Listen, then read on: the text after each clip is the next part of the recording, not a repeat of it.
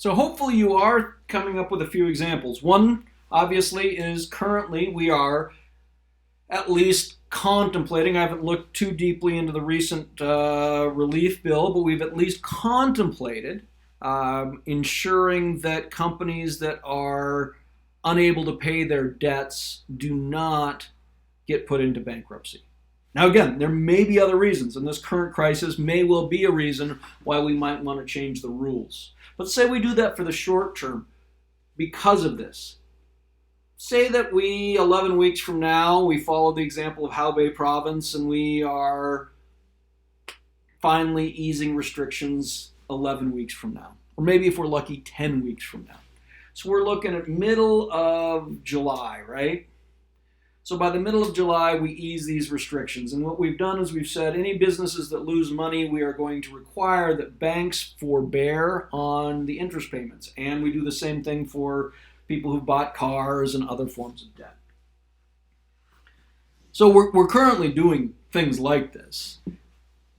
And there may be reasons in the short term. The question would be, in the long run, do we want to keep that in place?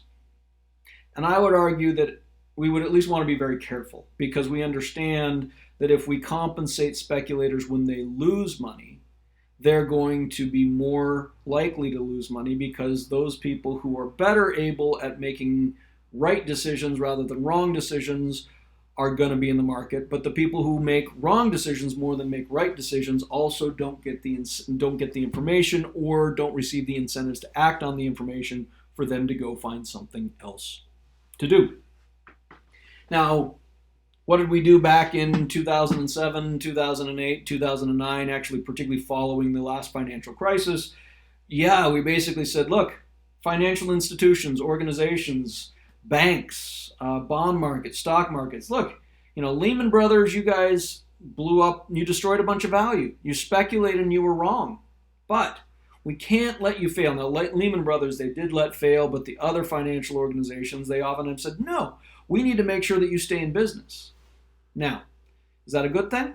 There might have been some reason to do it, but as a baseline, we should also understand there was definitely a cost. It almost certainly meant that the speculators who were in the market generated less effective, less quality information. So let's take a look at this. Now let's change this from sort of arbitrage, moving or taking advantage of prices across different locations. And now let's think oftentimes where speculators really come in, or where we talk about professional speculators, is in futures markets. So in that situation, like I mentioned, where you can buy and sell pork bellies next year, even though I don't own them in the present. In effect, what am I doing? Well, that might sound intimidating and hard to wrap our head around, but let's just try this.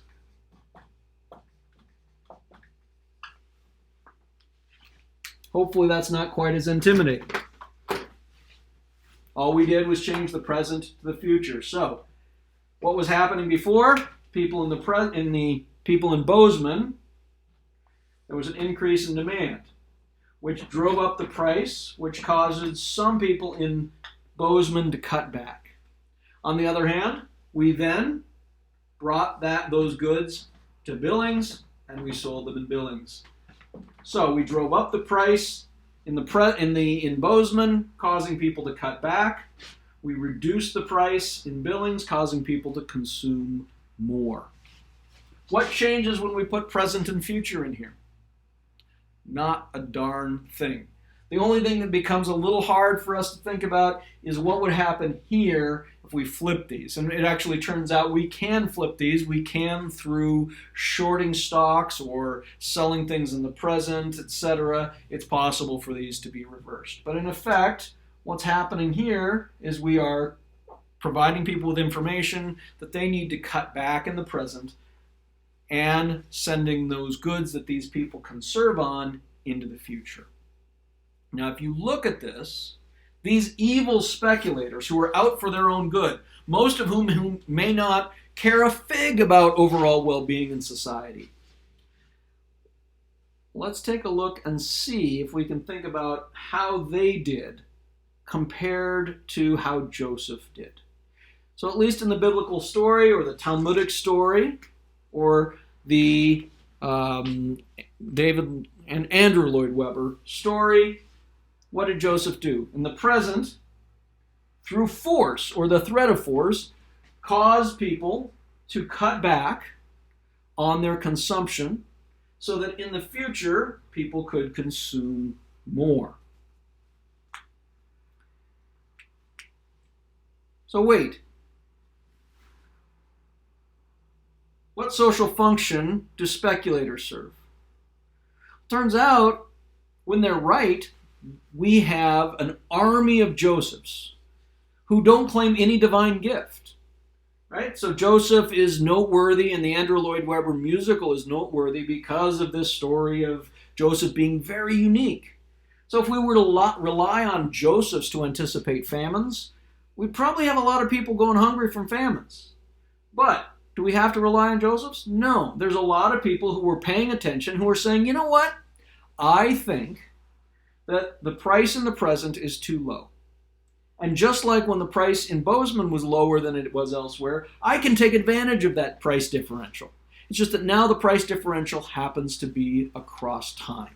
So you could also view speculators as a form of arbitrage, engaging in a form of arbitrage, except for taking advantage of different prices across location or geography. We could look at them as taking advantage of different prices across time.